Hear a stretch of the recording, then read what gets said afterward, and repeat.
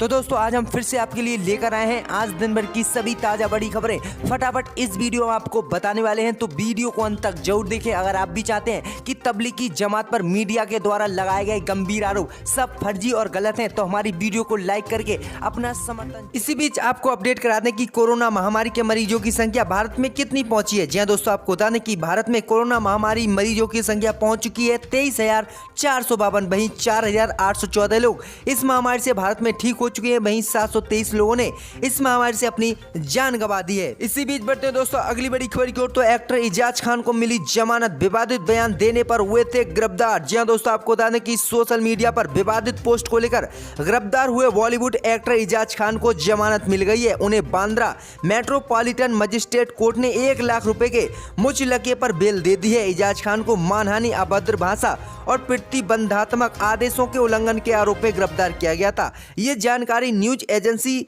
ANI ने अपने official Twitter handle पर दी गई है। मालूम होगा कि अभद्र टिप्पणी करने के आरोप में खार पुलिस स्टेशन में इजाज खान के खिलाफ मामला दर्ज किया गया था, जिसके बाद बीते 18 अप्रैल को मुंबई पुलिस ने उन्हें गिरफ्तार कर लिया है। वहीं 24 अप्रैल को इजाज खान को शाम के लिए जमानत मिल गई। तो ये काफी बड़ा इजाज खान को राहत बड़ी खबर आई है। इसी बीच बढ़ते दोस्तों अगली बड़ी खबर की ओर। तो केंद्र की मोदी सरकार पर राहुल गांधी का हमला, कहा बुलेट ट्रेन रोकने की जगह महंगाई भत्ता काटना बहुत ही गलत फैसला। जी हां दोस्तों, आपको बता दें कि वैश्विक महामारी के कारण अर्थव्यवस्था पर बड़ा असर पड़ा है। इसी मसले पर कांग्रेस के पूर्व अध्यक्ष राहुल गांधी लगातार मोदी सरकार को घेरते हुए नजर आए हैं। अब शुक्रवार को राहुल गांधी ने केंद्रीय कर्मचारियों के महंगाई भत्ते की बढ़ोतरी पर मोदी सरकार द्वारा लगाई गई रोक का मुद्दा उठाते हुए केंद्र की मोदी सरकार को घेरा है। राहुल गांधी ने इस फैसले को बहुत ही गलत करार दिया है। नेता राहुल गांधी ने ट्वीट किया और लिखा कि लाखों करोड़ की बुलेट ट्रेन परियोजना और केंद्रीय विस्टा सौंदर्यीकरण परियोजना को रोकने की जगह कोरोना से जूझकर जनता की सेवा कर रहे केंद्रीय कर्मचारियों, पेंशन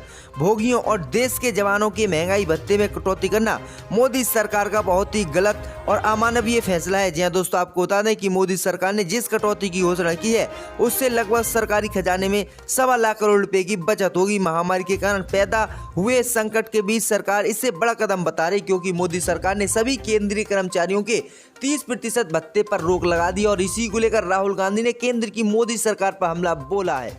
इसी बीच बढ़ते हैं दोस्तों अगली बड़ी खबर की ओर। तो अर्नब गोस्वामी को सुप्रीम कोर्ट ने दी बड़ी राहत, गिरफ्तारी पर 3 हफ्ते तक लगाई रोक। जी हां दोस्तों, आपको बता दें ये बड़ी खबर आ रही कि कांग्रेस की अध्यक्ष सोनिया गांधी के खिलाफ कथित तौर पर आपत्तिजनक टिप्पणी करने के मामले में रिपब्लिक टीवी के editor in chief Arnab Goswami को सुप्रीम कोर्ट से बड़ी राहत मिली है। दरअसल अपने खिलाफ दर्जनों FIR के बाद अर्नब गोस्वामी ने सुप्रीम कोर्ट में एक याचिका दायर की थी, जिस पर सुनवाई हुई। सुप्रीम कोर्ट की 2 सदस्य जस्टिस DY चंद्रचूड़ और जस्टिस MR शाह की पीठ ने मामले पर सुनवाई करते हुए अर्नब गोस्वामी को फौरी राहत दी है और गिरफ्तारी पर 3 सप्ताह तक रोक लगा दी है। इसके अलावा न्यायालय ने मुंबई पुलिस को अर्नब की सुरक्षा का भी निर्देश दिया है। जी हां दोस्तों, आपको बता दें कि मामले पर सुनवाई करते हुए कोर्ट ने अपने अंतरिम आदेश में याचिकाकर्ता अर्नब गोस्वामी के खिलाफ 3 सप्ताह तक अंतरिम सुरक्षा और कोई ठोस कार्रवाई करने का आश्वासन नहीं दिया है। यानी अब जो है अर्नब गोस्वामी पर 3 सप्ताह तक पुलिस किसी भी तरह की FIR और कोई भी ठोस कार्रवाई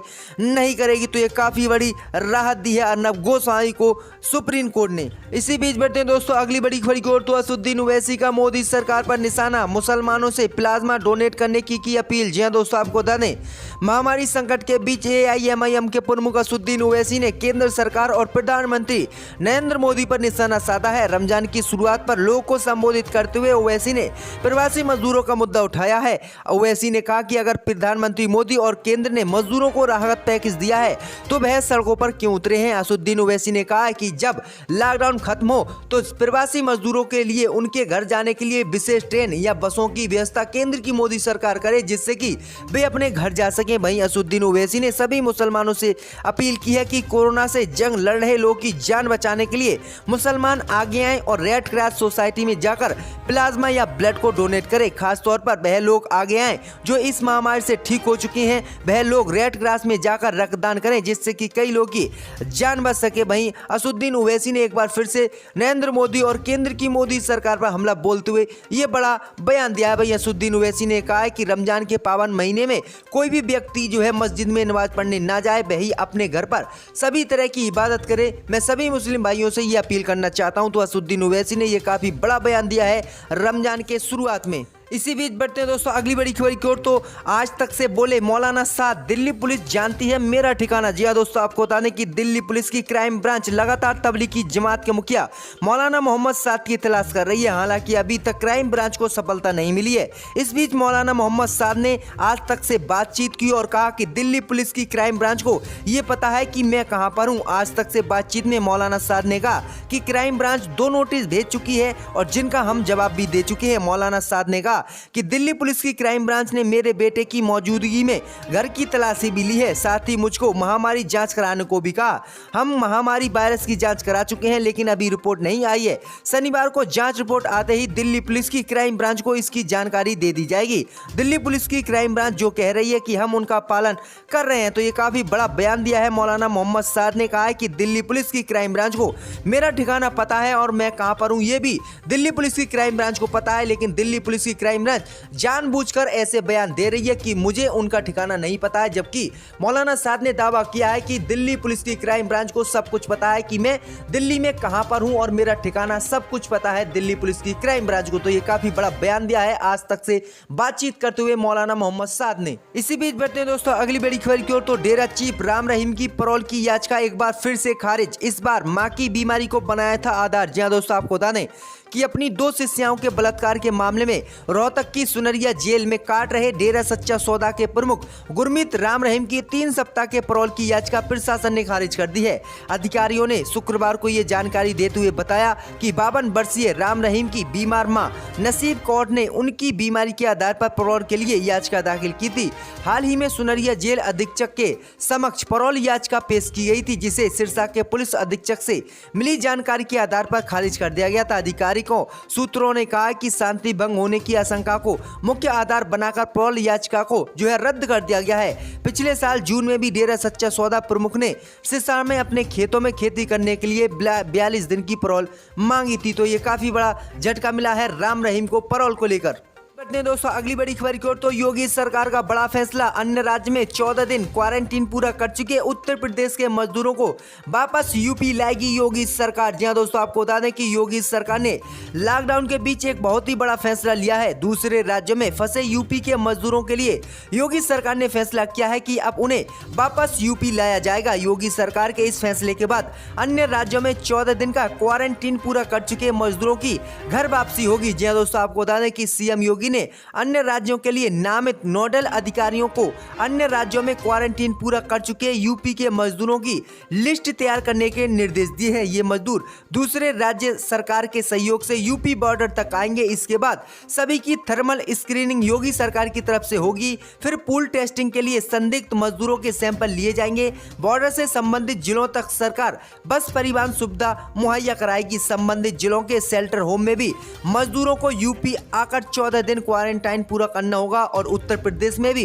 14 दिन का क्वारंटाइन पूरे करने के बाद उन्हें उनके घर भेज दिया जाएगा। वहीं उन्हें एक राशन किट भी दी जाएगी और 1000 रुपए का भरण पोषण भत्ता भी उत्तर प्रदेश सरकार की तरफ से उनको दिया जाएगा। तो ये काफी बड़ा फैसला लिया है उत्तर प्रदेश की योगी सरकार ने। इसी बीच बढ़ते हैं दोस्तों अगली बड़ी खबर की ओर। तो रमजान में महामारी मरीजों को रोजा रखने पर प्रतिरोधन क्षमता बढ़ाने के लिए मटन चिकन खिलाएगी तेलंगाना सरकार। जी हां दोस्तों, आपको बता दें कि रमजान के पवित्र महीने की शुरुआत शनिवार से हो जाएगी। इस दौरान तेलंगाना सरकार ने एक सराहनीय फैसला लिया है। सरकार महामारी के मरीजों को रोजा रखने पर मटन और चिकन खिलाएगी। इससे उनकी रोग प्रतिरोधक क्षमता बढ़ेगी।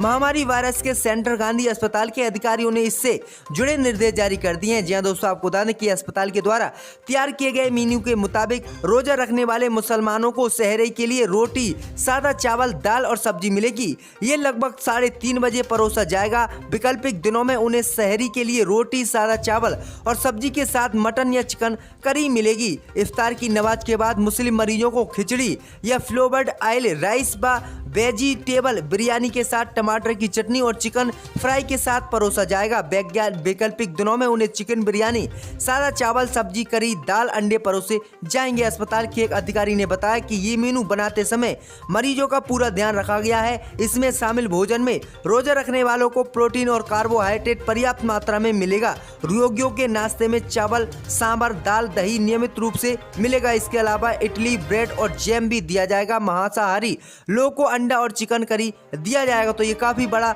अपडेट दिया है तेलंगाना सरकार ने। इसी बीच बढ़ते हैं दोस्तों अगली बड़ी खबर की ओर। तो रमजान में रोजा नमाज पर राज्य सरकारों ने जारी की एडवाइजरी। जी हाँ दोस्तों, आपको बता दें कि महामारी संक्रमण और लॉकडाउन के बीच इस बार पवित्र रमजान का महीना शुरू हो गया है। इसी को लेकर जो है उत्तर प्रदेश सरकार ने निर्देश जारी किए हैं। उत्तर प्रदेश की योगी आदित्यनाथ सरकार ने रमजान को लेकर निर्देश जारी किए हैं। प्रशासन ने धर्मगुरुओं, मौलवियों और मौलानाओं से संवाद स्थापित कर तय किया है कि सहरी व इफ्तार के समय किसी भी प्रकार की भीड़ इकट्ठी नहीं होनी चाहिए। योगी ने लोगों से सहरी व इफ्तार पर घर ही करने की अपील की है, जिसका मुस्लिम धर्मगुरुओं ने भी मुख्यमंत्रियों की अपील का समर्थन किया है। वहीं दिल्ली में रमजान को लेकर एडवाइजरी। दिल्ली के मुख्यमंत्री अरविंद केजरीवाल कह चुके हैं कि महामारी के चलते रमजान में भी कोई ढील नहीं दी जा सकती। हालांकि मनीष सिसोदिया ने कहा है कि अजान के लिए कोई पाबंदी मस्जिद में नहीं होगी। लॉकडाउन में मस्जिद में नमाज के लिए इकट्ठा नहीं होने दिया जाएगा, लेकिन मस्जिदों में अजान बाकायदा होती रहेगी। तो दिल्ली सरकार की एडवाइजरी है रमजान को लेकर। वहीं हरियाणा सरकार के निर्देश।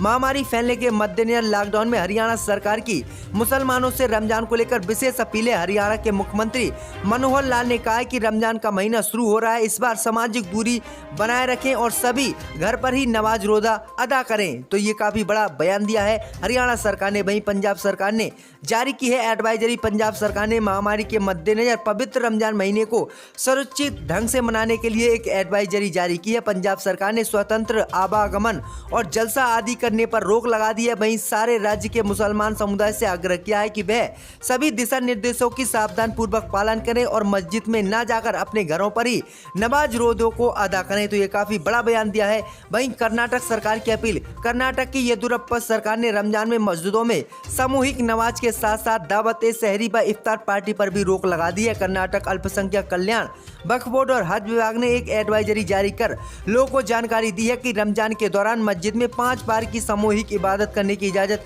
किसी को नहीं दी जाएगी और न ही मस्जिदों के कर्मचारी द्वारा नमाज अदा करने के लिए जनता को बुलाया जाएगा। तो ये काफी बड़ा बयान दिया है जो है सभी सरकारों ने रमजान को लेकर।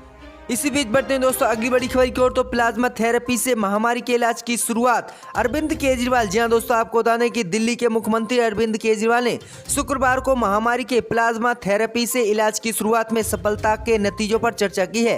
केजरीवाल ने कहा कि दिल्ली के डॉक्टरों की लगन और कड़ी मेहनत के कारण ही इस तकनीक के अच्छे परिणाम सामने आए हैं। जी हां दोस्तों, आपको बता दें कि केजरीवाल ने कोरोना के ठीक हुए मरीजों से प्लाज्मा डोनेट करने की अपील की है। उन्होंने बताया कि LNJP अस्पताल में भर्ती 4 मरीजों पर प्लाज्मा थेरेपी के सफल प्रयोग के बाद इसका ट्रायल बढ़ाने की तैयारी की जा रही है। मुख्यमंत्री ने कहा कि हमारी सभी ठीक हुए मरीजों से प्लाज्मा डोनेट करने की अपील है ताकि वो किसी आदमी की जान बचा सके। केजरीवाल ने कहा कि अभी गंभीर हालत वाले मरीजों पर ही इस थेरेपी का ट्रायल हो रहा है। उन्होंने कहा कि कुछ और मरीजों पर इसके ट्रायल के बाद दूसरे अस्पतालों में भी इसे शुरू करने के लिए केंद्र की मोदी सरकार से अनुमति मांगी जाएगी। मुख्यमंत्री ने बताया कि 2 मरीज इसके प्रयोग से ICU से बाहर आए हैं। उन्होंने कहा कि प्लाज्मा दान करने वाले मरीजों को लाने ले जाने का खर्च भी जो है केजरीवाल सरकार उठाएगी। जी हां दोस्तों, आपको बता दें कि केजरीवाल ने जो है प्लाज्मा डोनेट करने की अपील की है लोगों से जो मरीज कोरोना से ठीक हो चुके हैं, क्योंकि प्लाज्मा से जल्द जो है कोरोना वायरस के मरीज ठीक हो रहे हैं। तो इसी को लेकर केजरीवाल ने